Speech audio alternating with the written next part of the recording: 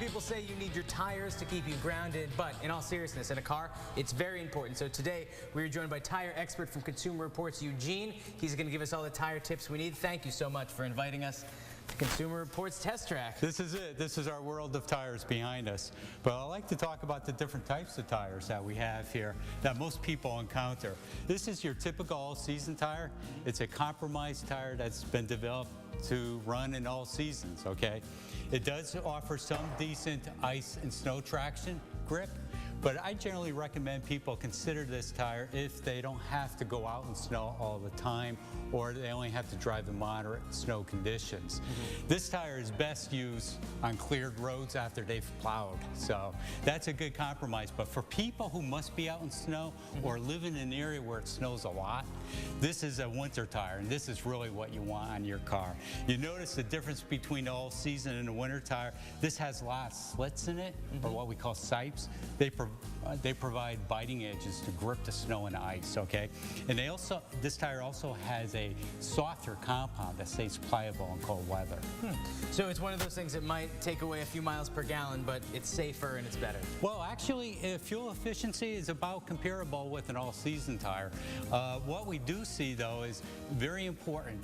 Unlike the old days where you ran snow tires that were luggy and noisy, and you put them on the back end of a rear-wheel drive car, these you would use on all four wheels because you want grip not just to get out of a tough situation, but you want to be able to corner and brake, which is equally important. So they might be called all-weather tires, those, but maybe if you're living in New England, you got to bite the bullet and get some snow tires. I would recommend that.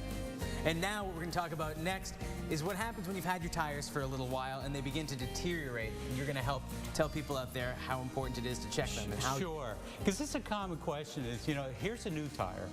Here's a tire that's worn out, okay? And here's a tire that's worn to about 430 seconds of tread depth, okay? So people often ask, when do I actually buy new tires, okay? And typically they think of it when they are worn out. But we think that's a little too late because by that time, you see you have very little tread left. So you have virtually no performance on snow or ice. Especially at this time of year, then you might want to make sure that your tires are good. That's right. So what we tell people is measure their tires, use a coin, and we like the quarter.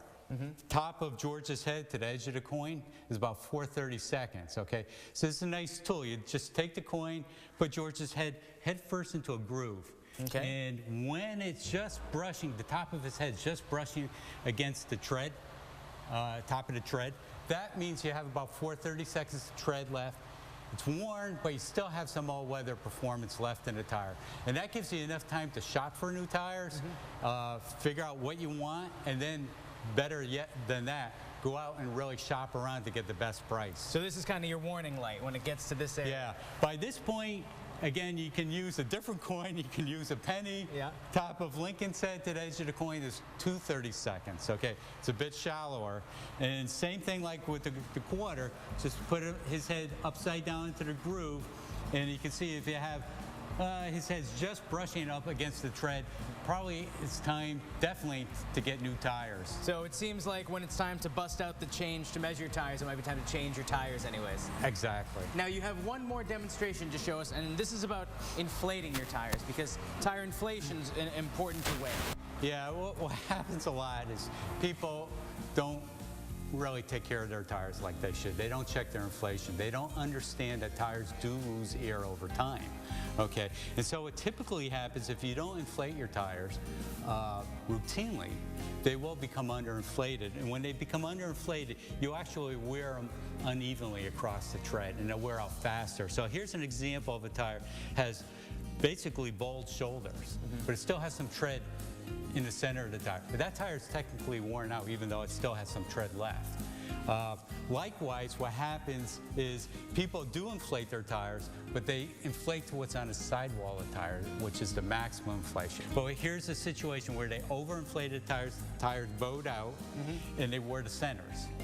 So the best thing to do then when checking your tires is not to use the guidelines that are printed on the side of your tire. Instead, go to your specific car and inflate your tire specifically as your car dictates. Right. Either go by the placard or take out the owner's manual and start reading the owner's manual. There's a lot of good information in there on tire care. Well, Eugene, thank you so much for giving us a lot of great information You're today. welcome. And for more information, you can always go to consumerreports.org for all things cars and more.